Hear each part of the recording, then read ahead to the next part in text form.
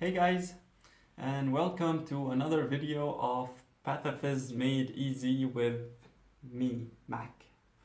Today we're going to be talking about kalemia, the potassium, hypo and hyperkalemia. I'm going to be explaining about the regulating mechanisms of potassium, basically, and how or what are the cases and the causes that would lead to it being low or high.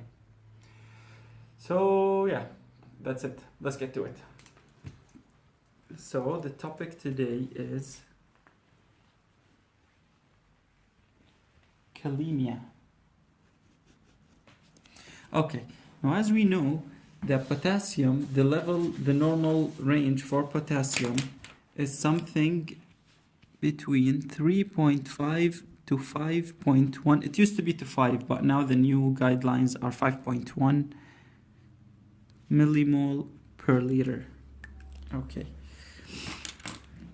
And we also know that 98% of the potassium in the body is intracellular, meaning you won't really see a hyperkalemia unless the level is high enough that the intracellular stores can take it and it becomes evident in the blood level. Okay? Now, why is it important, or what does it do? So, since 98% of it is intracellular, then this means that the intracellular positivity always or most prominently comes from potassium. So, the intracellular positive charge is always controlled or determined by potassium. What does it mean? It means that the resting potential is controlled by potassium. Okay, so whenever you talk about potassium, you have to think about resting potential. Okay, now what if, this is just a very short introduction, okay? Let's say there's a cell here, okay, and there's a channel. So as we know that usually there is, let's say, I don't know, okay, there are 5. Let's say we have 5 potassiums inside the cell, and this gives us the resting potential of 280 or something, the normal range one. Now, if there are more positives here, then if there is hyperkalemia with hyperkalemia, what happens is that this cell is now more positive, right? So it's closer to being depolarized. So it is more excitable. Okay? But if the cell has only, instead of these 5, it only has a 3, then this cell needs more sodium to come when sodium or calcium would want to come during the activation phase. Then they would need a lot of sodium. Instead of activating it by, let's say, I don't know, 10 sodiums, we would need a 12 to make up for the missing 2, right? So now the cell here is less excitable. Now this more excitable and less excitable has to do with what? We said with the resting potential, okay? But this is not the full picture. There's another thing. Now in this case where we have, in here where we have 3 additional potassiums, right? And the cell became more positive. Now this, at the same time, made it more difficult for sodium or for calcium when they want to flow in. Of course, this depends on the muscle. If it's a neural muscle or myocyte or skeletal muscle, whatever. So when sodium or calcium would want to flow in, they will find a more difficult gradient. It's easier for them to flow in if there were only 5. But now that there's 8, it will be more difficult. So activation will be more difficult, okay? So with hyperkalemia, more difficult activation, all right? And with this one, with hypokalemia, it will be sodium will find no opposite positive charge here, not as much as here, and it will flow in much easier, right? So it's easier activated, easily activated, okay? Now, how do we see these things on the graphs that show the action potential? So let's imagine that the normal,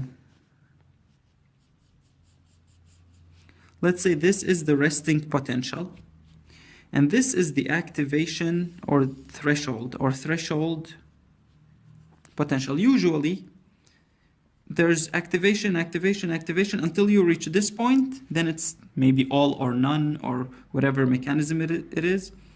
So it goes down and then back up, and then this goes back to the resting potential. This is normal cases. Okay, if you want to plot here this is time, and this will be the voltage.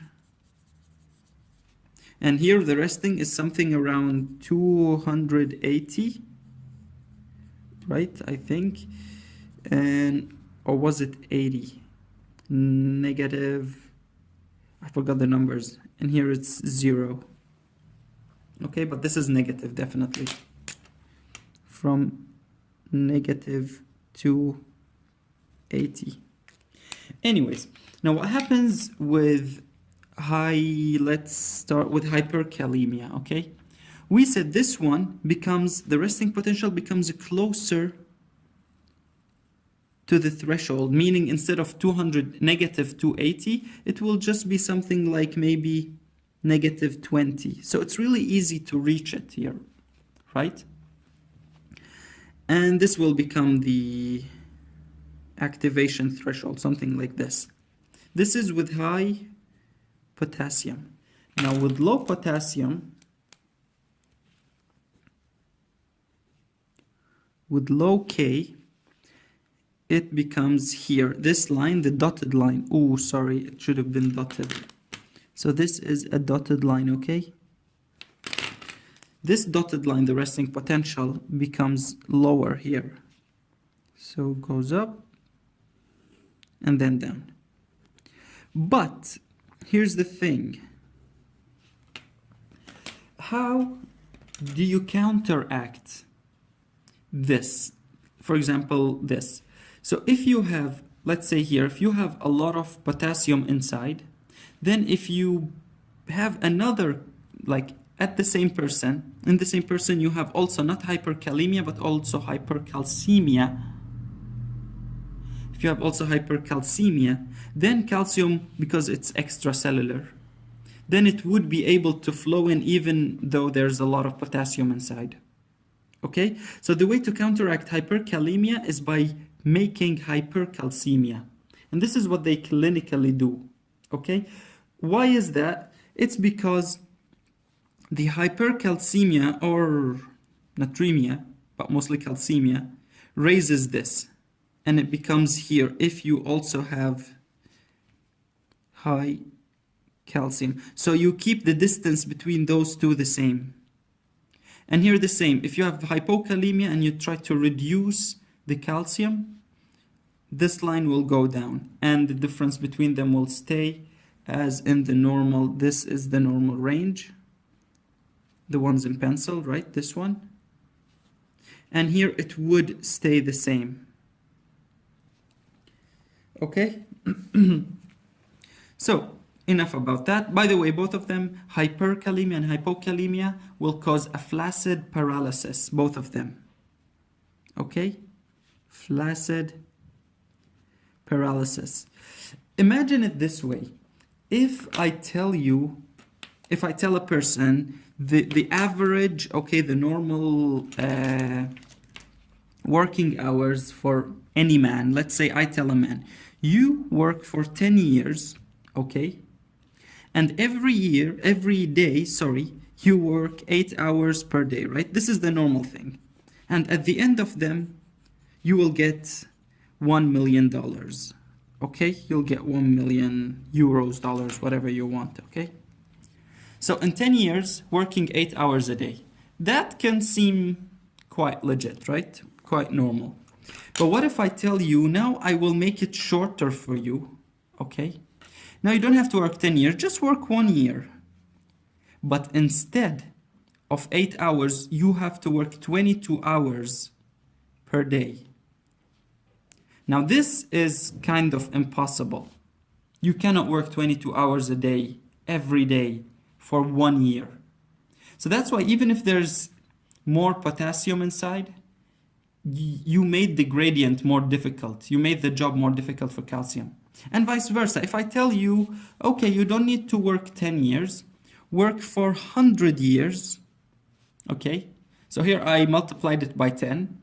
And the time, this, I will reduce it not by 10, but even more. So, but you have to work only for like 1 hour a day. Here, 1 hour a day. Now, 1 hour a day seems so easy, right? But to live 100 years doing that, this is also impossible. That's why both cases you have flaccid paralysis. You make it harder because for the muscles to contract, okay, or depolarize. All right, now enough of this introduction. Let us talk about the regulatory mechanisms for potassium. So, the regulatory mechanisms for potassium. Regulatory mechanisms. Okay, there's a very, very easy way to take it. First, whatever controls any ion or any electrolyte in the body are one, intake, right? If you take in more potassium, food that has a lot of it, then you end up with a lot of potassium, right? Second is very, very short, is just a shift. And third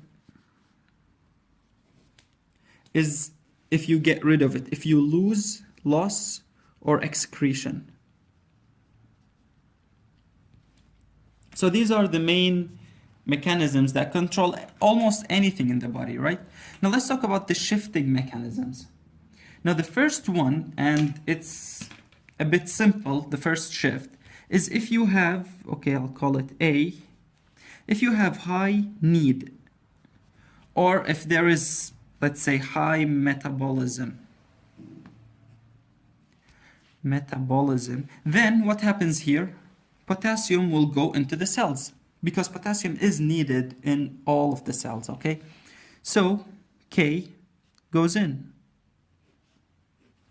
All right, this is one thing. If there is high need, or you can call it cellular uptake, high metabolism, high uptake, okay? And the opposite of it, the opposite to this is opposite to cellular destruction or leakage. Cell leakage or cell destruction. Okay, of course, naturally it will go out from cell to blood. So here, K out. Now, second, B, is the very, very famous sodium-potassium pump, NAK ATPase, right? What's the direction of this? You can memorize it as this is always, since it uses energy, then it is against the gradient. What is the gradient? We said potassium is intracellular, inside the cells. So then this one will try to bring it into the cell, okay? Or the way I think of it is that this usually comes after activation, and activation occurs by sodium in. So then sodium, during this phase to restore the resting potential, sodium goes out and potassium goes in. Now for now, I care about potassium. So the NAK ATPase, whenever it works, whenever it increases, it will bring the potassium in. Now, what controls it? There are two factors, ones that inhibit and ones which activate. A very famous and well-known example of the inhibitors are they call it cardiac glycosides or glycosides, like drugs like digoxin, digitalis, okay, digoxin, or another one called wabain. Those inhibit it, okay? Another one, or sorry, the ones that activate it are anything, I'm telling you, anything that increases the ATP or increases the cyclic AMP, because it's like the building block for the ATP, right? So if there's a lot of this, you will get more ATPase activity. How do you activate this? Going just one step back, what activates this one is the GS, the G-coupled receptor, the S-type, GS coupled receptors. Now let's talk about some clinical stuff. What activates this G-coupled receptor? Plus here. You have the beta adrenergics. So beta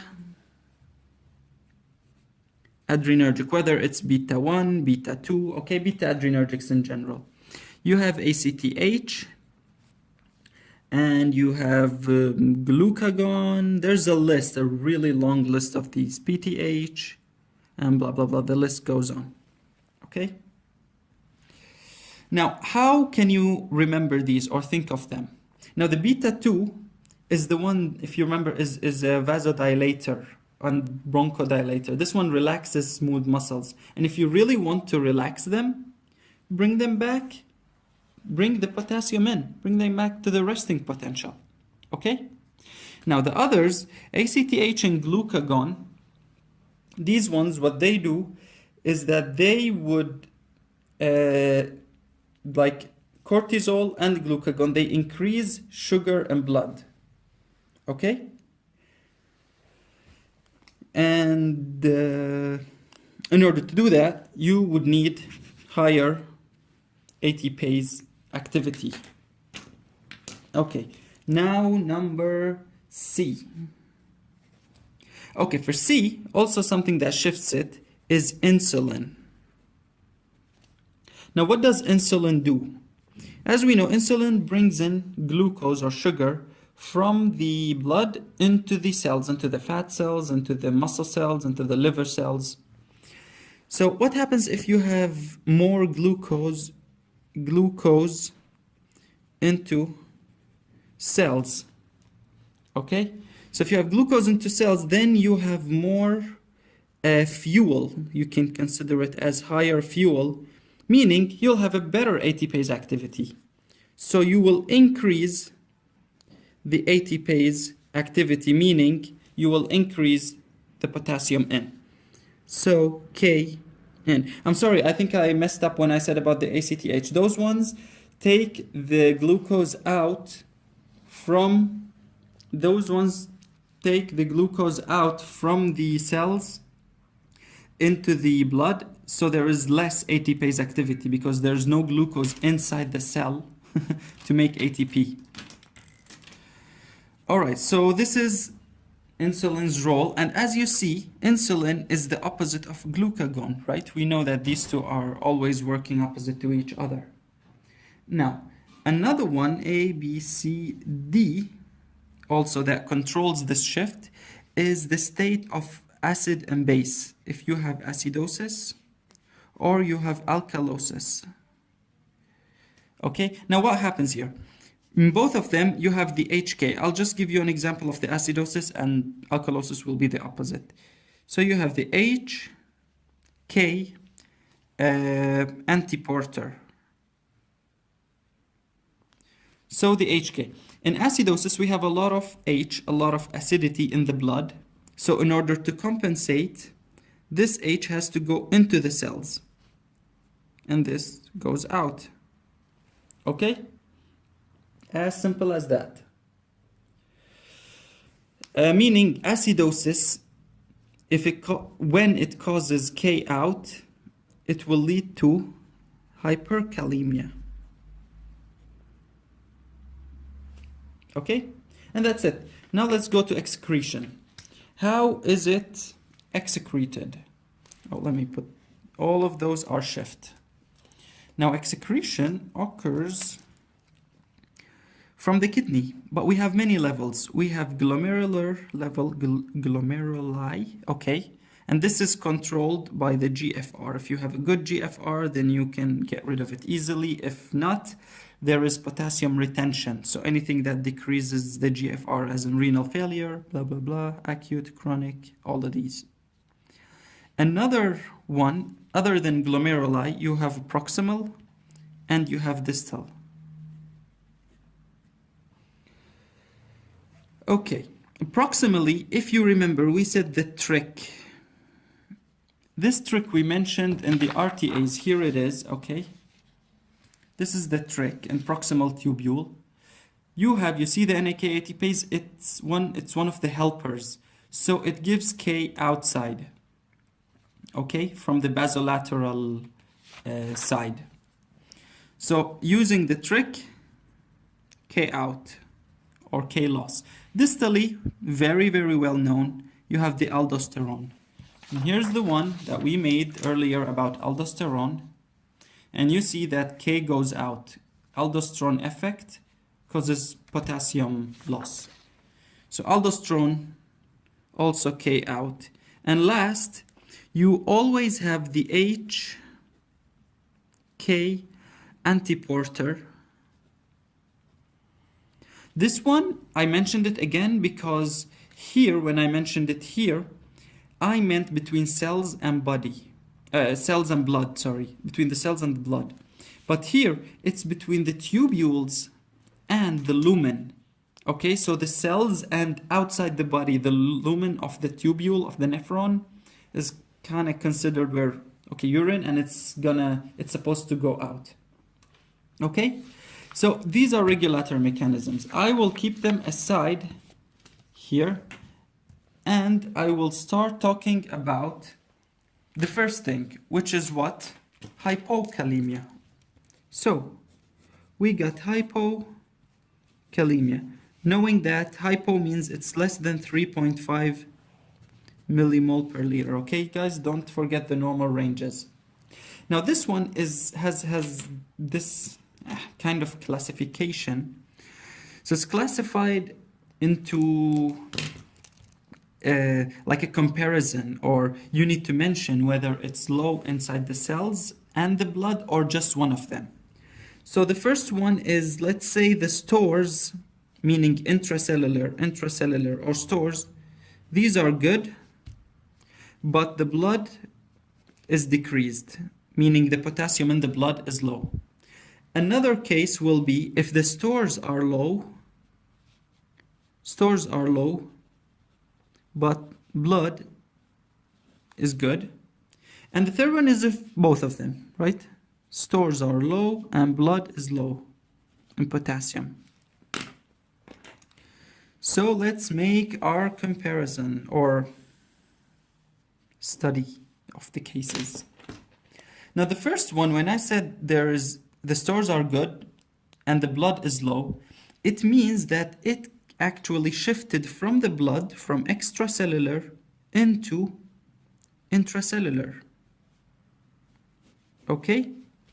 So this is actually a shift. You don't really lose, as we said, from the kidney. There's no loss. But rather it's one of these ones gonna be. Okay? So let's start mentioning, like here, as we said, starting, you have, for example, insulin, right?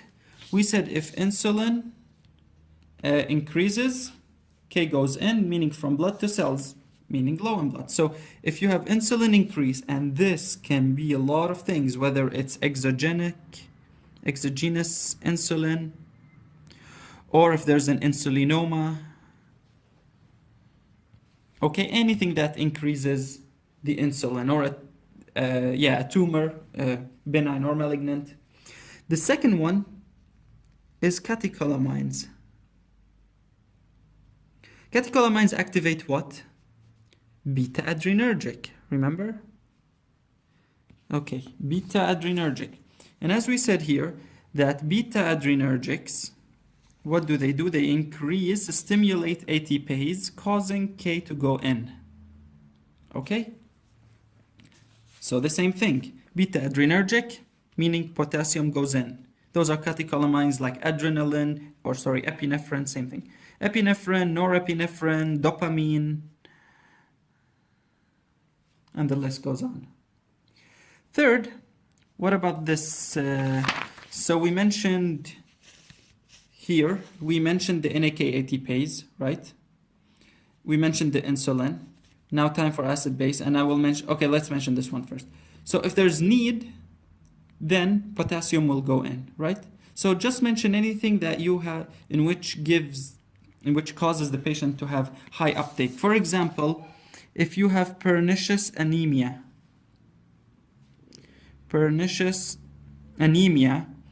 the recovery of it, from it,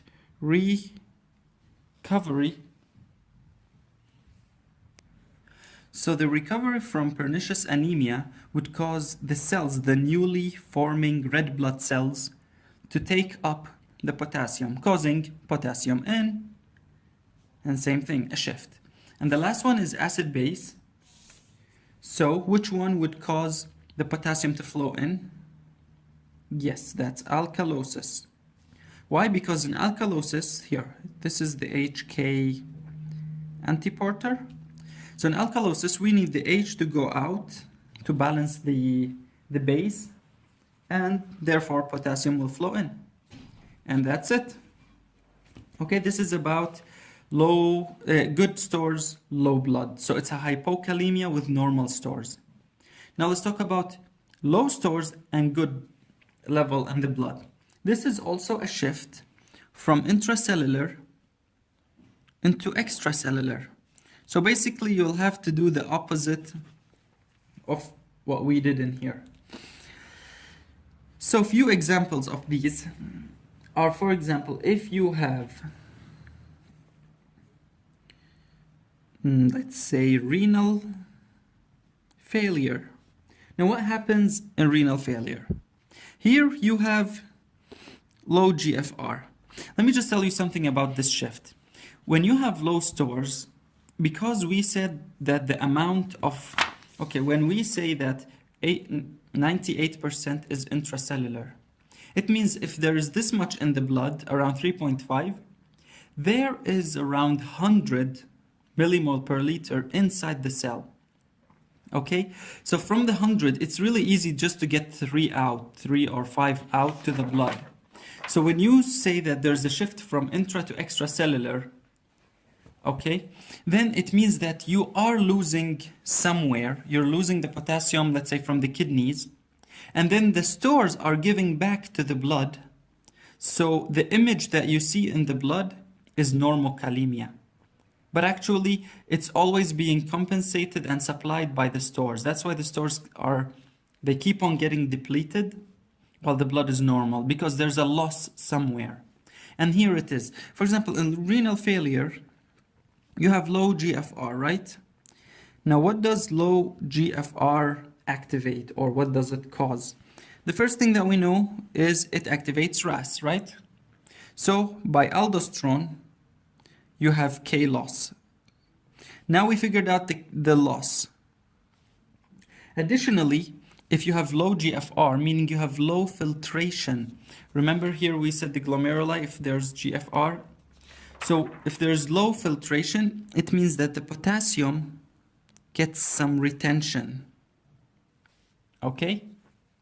So now, the kidneys themselves, on one side they are losing the potassium, and on the other side, there's also some potassium retention that keeps the blood level kind of normal. Furthermore, with low GFR, not only K is retained, but H is retained.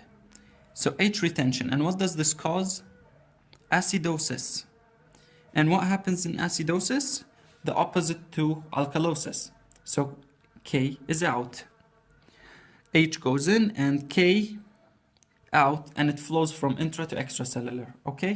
So as you see, sometimes it's a bit tricky to figure out which one is the end result, but it always makes sense.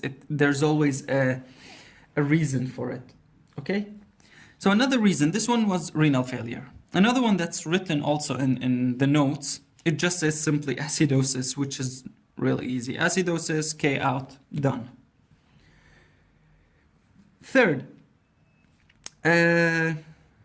oh, sorry, no, in acidosis, it's not just that. In the notes, it doesn't say, it says diabetic, or what did he call it? Yeah, diabetic ketoacidosis. I'll rename it. Don't like this. Okay. Diabetic ketoacidosis. Okay, so what happens in here? You have two words, diabetic and ketoacidosis. Ketoacidosis is just an acidosis. So this occurs by the HK antiporter, and K flows out because H needs to flow in acidosis into the cells, trying to compensate. And in diabetic, this means if a person is diabetic, what doesn't he have, he or she? Insulin. So diabetic means low insulin or lack of insulin. And if there's no insulin, potassium will go out. Okay, now the third one is if you have congestive heart failure. What happens in congestive heart failure? You have low cardiac output, right? And this leads to low GFR. And then what?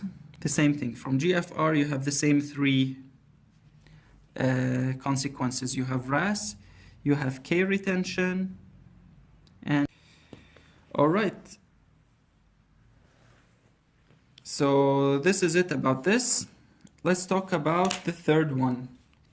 If you have low, now both low, now we will need to talk about the intake and the real loss, okay? So this occurs if someone has low intake. When does this happen? Maybe someone is anorexic, so with anorexia nervosa or with alcoholism. Okay? So this is simply low intake. Or if you're losing it, you could be losing from skin loss, you know, like burns. Or you can have GI loss, as in diarrhea and vomiting, or laxatives. So diarrhea, laxatives, and there's a very, very specific case, I'll put it in another color, ureterosigmoidostomy. This means that you connected the ureter, okay, maybe someone has something wrong with their bladder, okay, or with their urethra, and they have to connect the ureter. So now urine, this means that urine flows to GI. What's the problem with that? Now the GI isn't very keen about all these little electrolytes. It only cares about sodium chloride. It cares about this mostly. So when urine flows in GI, then the GI will reabsorb all the NaCl that it can find. And of course, you cannot take in sodium without excreting potassium. They are in exchange. So that's how you keep losing in this very, very special case, in ureterosigmoidostomy. Okay, because the urine in contact with the gastrointestinal mucosa reabsorbs sodium. Okay, and that's it about this one. Let us talk about, we're done with all the hypokalemias. We will talk now about hyperkalemia. Hyperkalemia. So, with hyperkalemia. We know that the level is above 5.1 millimole per liter. Now with hyperkalemia, we don't have the same classification of these three, but it only goes if you have normal stores,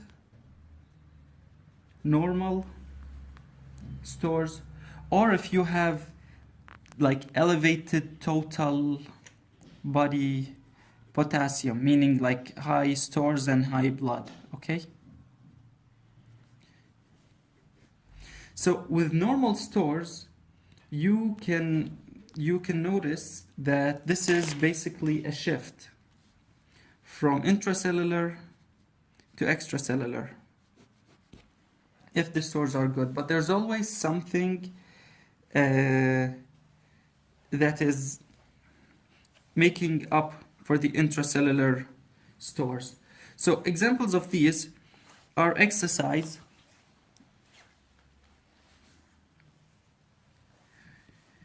or low insulin.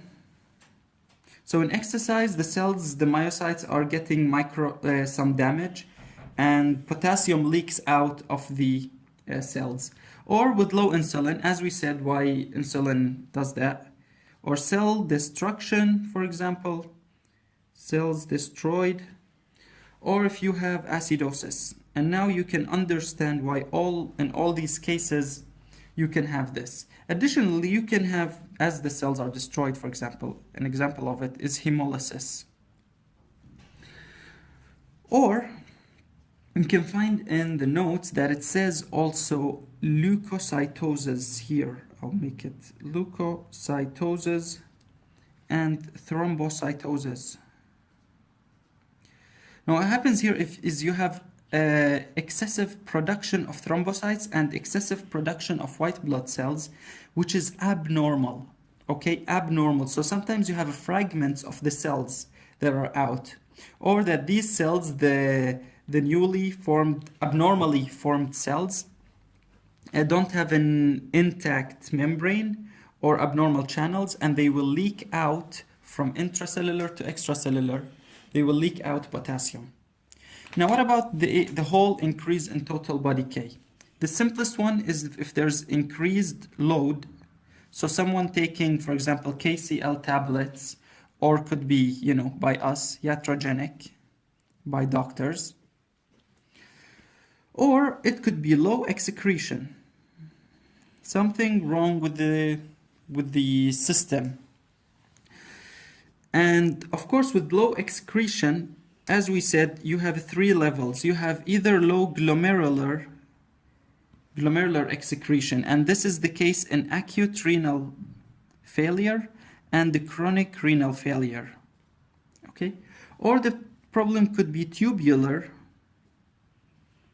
and this is when you have low aldosterone. We said aldosterone excretes it. If there's no aldosterone, as in RTA4, go back to the kidney one, or if you have ACE inhibitors, so something wrong with the renin-angiotensin-aldosterone system, or if you have a gross problem, as in a transplant. So in transplants, the gross problems can be renal transplant. Sorry, the video stopped, but I was running low on memory. I just stopped. So a renal transplant, therefore in this case nephrons do not work properly and they do not excrete potassium, ending with high total body potassium. And another reason could be if there is a urinary tract obstruction. And in this case also, the obstruction will impede on the normal flow of urine and everything gets retained in the body. Okay? So this is it about the hyperkalemia and hypokalemia. I hope you guys benefit from this. And if you have any questions or anything, let me know. Study well, good luck, and see you next time when I do the acid base, acidosis and alkalosis. Bye.